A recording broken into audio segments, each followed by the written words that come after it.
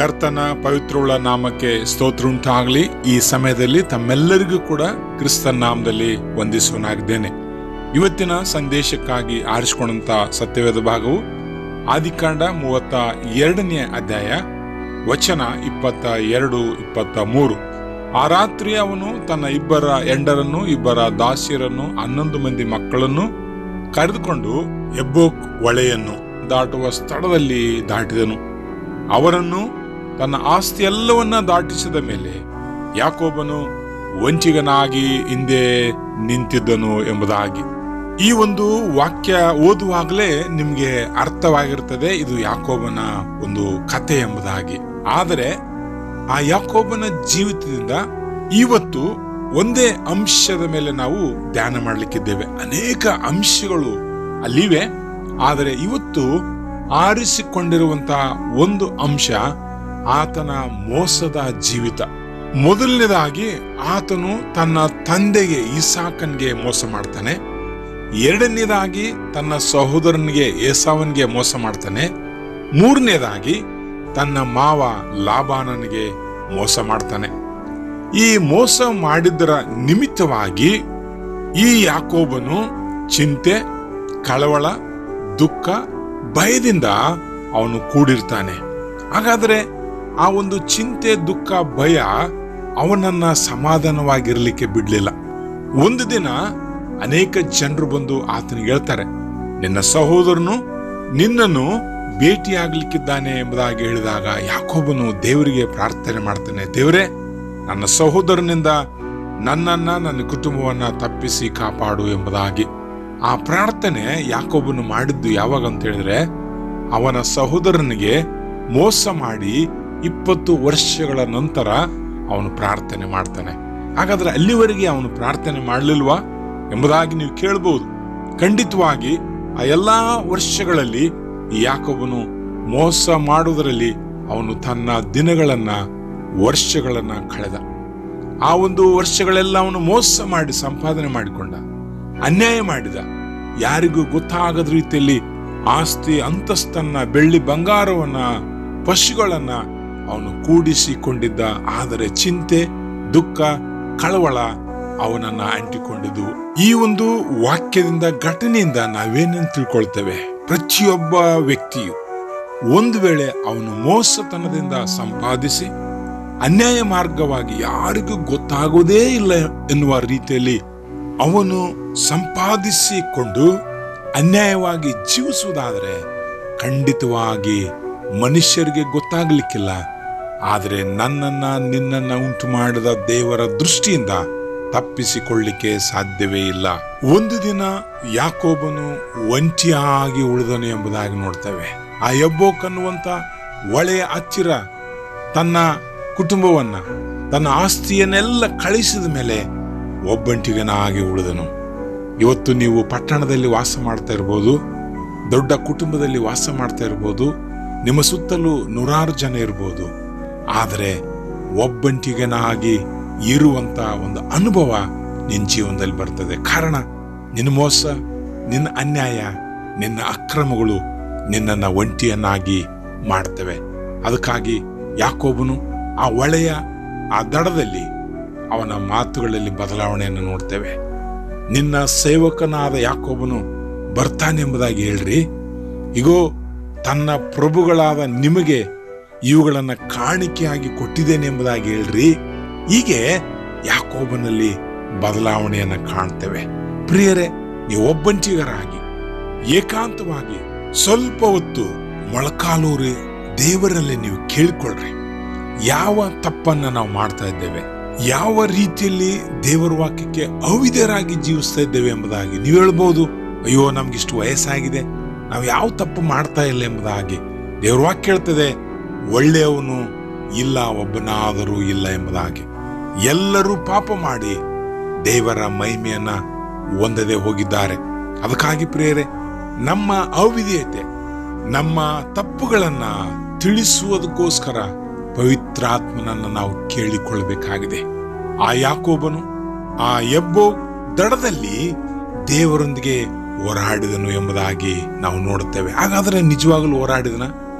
ದೇವರೊಂದಿಗೆ ಹೋರಾಡಲಿಕ್ಕೆ ಆ ಒಂದು ಬಲವು ಯಾಕೋಬನಿಗಿತ್ತ? ಆ ಯಾಕೋಬನು ಹೋರಾಡಿದ್ದು ಹೋಶೇಯ 12ನೇ ವಚನ 3, 4, 5ರಲ್ಲಿ ಬರೆಯಲ್ಪಟ್ಟಿದೆ. ದೇವದೂತನ ಸಂಗಡ ಹೋರಾಡಿದನು, ಅಳುತ್ತಾ ಆತನ ಕೃಪೆಯನ್ನ ಬೇಡಿಕೊಂಡನು. ಈ ಯಾಕೋಬನು ಹೋರಾಡಿದನಂತ ಹೇಳಿದ್ರೆ ದೇವರ ಕೃಪೆ, ದೇವರ ಕ್ಷಮಾಪಣೆ, ದೇವರ ಒಂದು ಆಶೀರ್ವಾದವನ್ನ ಪಡ್ಕೊಳ್ಳೋದಕ್ಕಾಗಿ ಅವನು ಹೋರಾಡಿದನೇ ಹೊರತು ಬೇರೆ ವಿಷಯಕ್ಕಾಗಿ ಅಲ್ಲ. ಆಗ ದೇವರು ಆತನಿಗೆ ಕೇಳ್ತಾನೆ, ನನ್ನನ್ನು ಬಿಟ್ಟುಬಿಡಿ ಎಂಬುದಾಗಿ. 26ನೇ ವಚನದಲ್ಲಿ ಆ ಯಾಕೋಬನು ಹೇಳಿದ್ದು, ನೀನು ನನ್ನನ್ನು ಆಶೀರ್ವದಿಸದ ಹೊರತು ನಿನ್ನನ್ನು ಬಿಡುವುದಿಲ್ಲ ಎಂಬುದಾಗಿ. ಹಾಗಾದ್ರೆ ಯಾಕೋಬನಿಗೆ ಆಶೀರ್ವಾದವಿತ್ತು. 2 ಹೆಂಡ್ರಿದ್ರು, 2 ದಾಸಿಯರಿದ್ರು. ಆ ಸಂದರ್ಭದಲ್ಲಿ ಆಗ ಆತನಿಗೆ 11 ಜನ ಮಕ್ಕಳಿದ್ದರು. ಬೆಳ್ಳಿ ಬಂಗಾರ ಇತ್ತು, ಆಸ್ತಿ ಪಾಸ್ತಿಗಳು, ಎಲ್ಲ ಪಶುಗಳು ಇದ್ದುವು. ಇಷ್ಟೆಲ್ಲ ಆಶೀರ್ವಾದ ಇದ್ರು ಕೂಡ ನೀನು ನನ್ನನ್ನು ಆಶೀರ್ವದಿಸದ ಹೊರತು ನಿನ್ನನ್ನು ಬಿಡುವುದಿಲ್ಲ ಎಂಬುದಾಗಿ ಯಾಕೋಬನು ಹೇಳ್ತಾನೆ. ಹಾಗಾದ್ರೆ ಯಾಕೋಬನಿಗೆ ಬೇಕಾಗಿರುವ ಆಶೀರ್ವಾದ ಯಾವುದು? ಇಲ್ಲಿವರೆಗೆ ಸಂಪಾದಿಸಿದನಲ್ಲ, ಅದು ಆಶೀರ್ವಾದ ಅಲ್ವಾ? ನಿಮ್ಮ ದೃಷ್ಟಿಯಲ್ಲಿ ಲೌಕಿಕವಾದ ಭೌತಿಕವಾದ ಆಶೀರ್ವಾದಗಳನ್ನ, ಕಣ್ಣಿಗೆ ಕಾಣುವ ವಸ್ತುಗಳನ್ನ ಈಗ ಆಶೀರ್ವಾದ ಎಂಬುದಾಗಿ ನೀವು ತಿಳ್ಕೊಂಡಿದ್ದೇವೆ. ಆದರೆ ಯಾಕೋಬನು ದೇವರನ್ನ ಸಂಧಿಸಿದ ನಂತರ ಯಾಕೋಬನು ಕೇಳುವಂತ ಆಶೀರ್ವಾದವೇ ಬೇರೆ, ದೇವರನ್ನ ಸಂಧಿಸುವುದಕ್ಕಿಂತ ಮುಂಚೆ ಕೇಳಿ ಪಡ್ಕೊಂಡಂತ ಆಶೀರ್ವಾದವೇ ಬೇರೆ. ಅದಕ್ಕೆ ದೇವರು ಆ ಯಾಕೋಬನಿಗೆ ಕೇಳ್ತಾನೆ, ನಿನ್ನ ಹೆಸರೇನು ಎಂಬುದಾಗಿ. ಯಾಕೋಬನ ಹೆಸರು ದೇವರಿಗೆ ಗೊತ್ತಿತ್ತು. ಆದಾಗ್ಯೂ ಕೂಡ ಕೇಳಿದಾಗ ಯಾಕೋಬನ ಹೇಳ್ತಾನೆ, ನನ್ನ ಹೆಸರು ಯಾಕೋಬ ಎಂಬುದಾಗಿ. ಯಾಕಂತ ಹೇಳಿದ್ರೆ ಒಂದು ದಿನ ಆತನ ತಂದೆ ನಿನ್ನ ಹೆಸರೇನು ಎಂಬುದಾಗಿ ಹೇಳುವಾಗ ಆ ಯಾಕೋಬನು ಬೇರೆ ಹೆಸರನ್ನು ಹೇಳಿದ. ಆತನ ತಂದೆ ಕೂಡನಾಗಿದ್ದ. ದೇವರು ಇಲ್ಲಿ ನಿನ್ನ ಹೆಸರೇನು ಎಂಬುದಾಗಿ ಹೇಳುವಾಗ ಬೇರೆ ಏನಾದ್ರೂ ಹೇಳ್ತಾನೋ ಎಂಬುದಾಗಿ ದೇವರು ಪರೀಕ್ಷಿಸಿದ್ದಿರ್ಬೋದು. ಆಗ ಯಾಕೋಬನು ನನ್ನ ಹೆಸರು ಯಾಕೋಬ ಎಂಬುದಾಗಿ ಹೇಳ್ತಾನೆ. ಅದರ ಅರ್ಥ ಮೋಸಗಾರ, ದೇವರೇ ನಾನು ವಂಚಕ, ದೇವರೇ ನಾನು ಅನ್ಯಾಯ ಮಾಡುವಂತನು, ದೇವರೇ ನಾನು ಅನ್ಯಾಯವಾಗಿ ಕೂಡಿಸಿಟ್ಕೊಳ್ಳುವನು, ನಾನು ಆಸೆ ಬುರುಕನು ಎಂಬುದಾಗಿ ಯಾಕೋಬನು ದೇವರ ಮುಂದೆ ಹೇಳಿದಾಗ ದೇವರು ಅವನಿಗೆ, ಇವತ್ತಿನಿಂದ ನೀನು ಇಸ್ರಾಯೇಲನು ಎಂಬುದಾಗಿ ಕರೆಯಲ್ಪಡುವೆ. ಅಂದಿನಿಂದ ಯಾಕೋಬನ ಜೀವಿತವು ಬದಲಾಯಿತು. ಹೊಸ ಆಶೀರ್ವಾದದೊಂದಿಗೆ ಯಾಕೋಬನು ಹೆಜ್ಜೆ ಇಟ್ಟನು ಎಂಬುದಾಗಿ ನೋಡ್ತೇವೆ. ಹಾಗಾದ್ರೆ ಇವತ್ತು ನೀವುಗಳು ದೇವರಲ್ಲಿ ದಿನಾಲು ಕೇಳಿಕೊಳ್ಳುವ ಆಶೀರ್ವಾದ ಎಂಥವುಗಳು? ಯಾಕೋಬನು ದೇವರನ್ನು ಸಂಧಿಸಿದಾಗ ದೇವರ ಕೃಪೆಗಾಗಿ, ದೇವರ ಕ್ಷಮಾಪಣೆಗಾಗಿ, ದೇವರ ಅನುಕಂಪಕ್ಕಾಗಿ, ದೇವರ ನಡೆಸುವಿಕೆಗಾಗಿ ಯಾಕೋಬನು ಕೇಳಿಕೊಂಡನು. ಈ ವಾಕ್ಯವನ್ನ ಕೇಳುವಂತ ಪ್ರಿಯ ಸಹೋದರ ಸಹೋದರಿ, ಅದು ಕುಟುಂಬವಾಗಿರ್ಬೋದು, ಸಭೆಯಾಗಿರ್ಬೋದು, ಸಮಾಜವಾಗಿರ್ಬೋದು, ನಿನ್ನ ದುರಾಸೆಗಾಗಿ, ಹಣದ ಆಸೆಗಾಗಿ, ಒಂದು ಸ್ಥಾನಮಾನಕ್ಕಾಗಿ, ನಿನ್ನ ಹೆಸರು ಬರುವುದಕ್ಕಾಗಿ, ಒಂದು ಚಿಕ್ಕ ಉದ್ಯೋಗಕ್ಕಾಗಿ ನೀನು ಒಂದು ವೇಳೆ ಅನ್ಯಾಯವಾಗಿ ಮೋಸ ಮಾಡುವುದಾದರೆ ಖಂಡಿತವಾಗಿ ದೇವರ ದೃಷ್ಟಿಗೆ ನಾವು ತಪ್ಪಿಸಿಕೊಳ್ಳಲಿಕ್ಕೆ ಸಾಧ್ಯವೇ ಇಲ್ಲ. ಅದಕ್ಕೆ ಸರಿಯಾದ ರೀತಿಯಲ್ಲಿ ನಾವು ಪ್ರತಿಫಲವನ್ನು ಹೊಂದುತ್ತೇವೆ. ಯಾಕೋಬನು ತನ್ನ ಜೀವನದುದ್ದಕ್ಕೂ ಭಯ, ಆತಂಕ, ಚಿಂತೆ, ದುಃಖದಲ್ಲಿ ಅವನು ಜೀವಿಸಿದ. ದೇವರನ್ನ ಸಂಧಿಸಿದ ಮೇಲೆ ಯಾಕೋಬನ ಜೀವಿತ ಸಂಪೂರ್ಣವಾಗಿ ಬದಲಾಯಿತು. ಯಾಕೋಬನು ದೇವರನ್ನ ಒಂದು ಸಾರಿ ಸಂಧಿಸಿದ, ಅವನ ಜೀವನವೇ ಬದಲಾಯಿತು. ಹಾಗಾದ್ರೆ ನಿಮ್ಮ ಜೀವಿತದಲ್ಲಿ ಪವಿತ್ರಾತ್ಮ ದೇವರು ಸದಾಕಾಲ ನಮ್ಮ ಸಂಗಡ ಇರ್ತಾನೆ. 1 ಕೊರಿಂಥ 3ನೇ ವಚನ 16, 17 ಪ್ರಕಾರವಾಗಿ ನಮ್ಮೊಳಗೆ ಆತನು ವಾಸ ಮಾಡುವಂತವನಾಗಿದ್ದಾನೆ. ನಮ್ಮೊಳಗೆ ವಾಸ ಮಾಡುವ ಆತನು ನಾವು ಮಾಡುವ ಪ್ರತಿಯೊಂದು ಕಾರ್ಯವನ್ನ ಆತನು ನೋಡುವಂತವನಾಗಿದ್ದಾನೆ. ಅದು ಕುಟುಂಬವಾಗಿರ್ಬೋದು, ಸಭೆಯಾಗಿರ್ಬೋದು, ನಿನ್ನ ಕೆಲಸ ಮಾಡುವ ಸ್ಥಳವಾಗಿರ್ಬೋದು, ಸಮಾಜವಾಗಿರ್ಬೋದು. ದೇವರು ನಿನಗೆ ಕೊಟ್ಟಿರುವ ಸ್ಥಾನದಲ್ಲಿ ಒಂದು ವೇಳೆ ಮೋಸ, ವಂಚನೆ, ಅನ್ಯಾಯ, ಸ್ವಾರ್ಥ, ನಿನ್ನ ಹೆಸರಿಗಾಗಿ, ನಿನ್ನ ಸ್ವಲಾಭಕ್ಕಾಗಿ ನೀನೇನಾದ್ರೂ ಮಾಡುವುದಾದರೆ ದೇವರಿಗೆ ಮರೆಯಾದದ್ದು ಒಂದೂ ಇಲ್ಲ. ನಮ್ಮ ಭಾರತ ದೇಶದಲ್ಲಿ ಇಂಡಿಯಾ ಕ್ಯಾಂಪಸ್ ಕ್ರೂಸೈಡ್ ಫಾರ್ ಕ್ರೈಸ್ಟ್ ಅನ್ನುವಂತ ಒಂದು ದೊಡ್ಡ ಆರ್ಗನೈಸೇಷನ್ ಪ್ರಾರಂಭಿಸಿದವರು ಡಾಕ್ಟರ್ ಥಾಮಸ್ ಅಬ್ರಹಾಂ ಎಂಬುದಾಗಿ. ಅವರ ಜೀವಿತವನ್ನ ನಾನು ಗಮನಿಸಿದಂತೆ ಒಂದು ಕಾಲದಲ್ಲಿ ಇಡೀ ಭಾರತ ದೇಶದ ಪ್ರತಿಯೊಂದು ಹಳ್ಳಿಗೆ ಆ ಜೀಸಸ್ ಅನ್ನುವಂತ ಆ ಫಿಲ್ಮ್ ಅನ್ನ ತೋರಿಸಿರುವಂಥದ್ದು ಈ ಸಂಸ್ಥೆ ಮೂಲಕವಾಗಿಯೇ.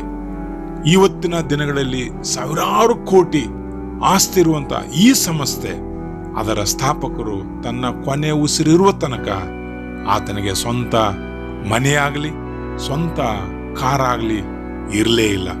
ಆತನು ಆ ಕ್ಯಾಂಪಸ್ ಕ್ವಾರ್ಟರ್ಸ್ನಲ್ಲಿ ಇದ್ದು ತನ್ನ ಜೀವನ ಯಾತ್ರೆಯನ್ನ ಮುಗಿಸಿದ್ರು.